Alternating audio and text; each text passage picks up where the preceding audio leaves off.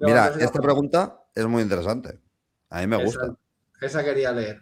Una Venga. pregunta, Pau y David. Si la naturaleza humana implica conflicto, ¿cómo se supone que la sociedad comunista lidiaría con lo que una vez establecida se consideraría por definición una anomalía?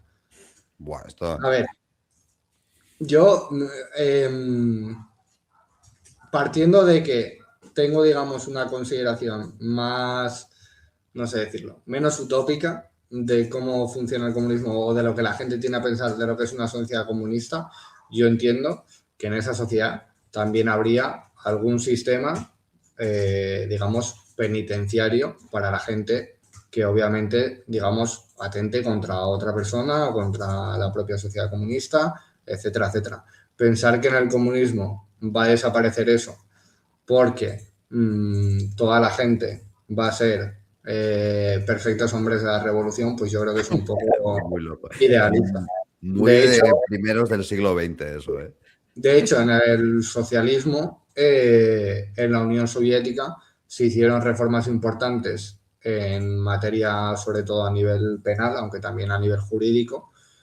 Y si bien se reformuló, digamos, la concepción que había de la teoría del delito y a cómo tenían que imponerse las penas, se mantuvo, digamos, un sistema coercitivo, obviamente, o un sistema punitivo para aquella gente que atentaba frente a otras personas o frente al Estado. A mí el tema por ejemplo, el modelo de derecho penal, digamos, en la Unión Soviética me parece bastante curioso. Encima, tenéis vídeo en el canal. Yo me grabé un vídeo ¿Verdad? hablando del sistema, digamos, punitivo en la Unión Soviética y la reforma que hicieron de la teoría del delito. Y tiene cosas bastante curiosas que, como entendían que, digamos, la pena causa un daño a la sociedad, que el delito causa un daño a la sociedad, habían penas que eran, digamos, populares. Había una pena, por ejemplo, que era una especie de, a ver, lo voy a decir en términos muy genéricos, pero un abucheo en plaza pública. Dentro de, Abucheo. sí, dentro del sistema, o sea, creo que era en el Código Penal aparecía como reprobación en no sé qué, ta, ta, ta, ta, ta. Claro, es como una Lo que yo reprobación estoy verbal diciendo, colectiva. Qué abucheo en plaza guapo. pública.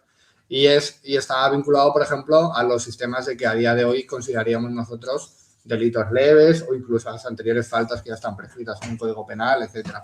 O sea, está bastante curioso. Y sobre todo la concepción, digamos, que tenían política del delito en la Unión Soviética, que se cambia la concepción política que hay, digamos, en las democracias liberales o occidentales. Es Está que, bastante curioso.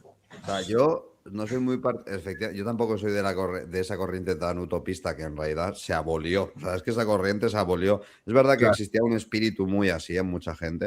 En la Unión Soviética, o sea, el debate era si abolir el Código Penal. O sea, el eso debate era ese, ¿eh? O sea, era si el derecho era útil. O sea, el debate no era.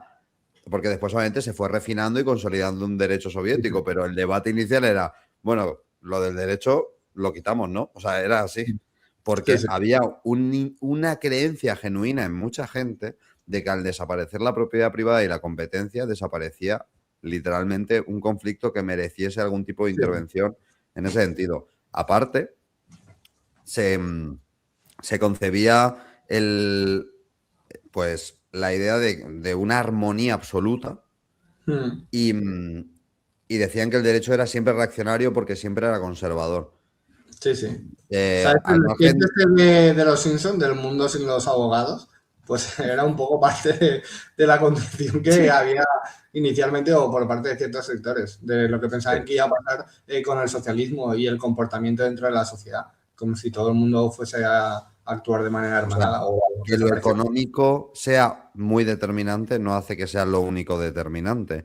Puede No, haber no. intereses objetivos en gente, tanto por cuestiones económicas como de otra índole, para invadir un territorio y que sean sociedades que no estén reguladas por el modo de producción capitalista ¿No? donde Y impera que el incluso, intercambio de aparte de, mercancías. digamos, las famosas condiciones económicas, hay gente que comete delitos al margen de toda situación material, ya por una mera Sí. cuestión biológica, trastornos, etcétera, etcétera. O sea, pensar que, digamos,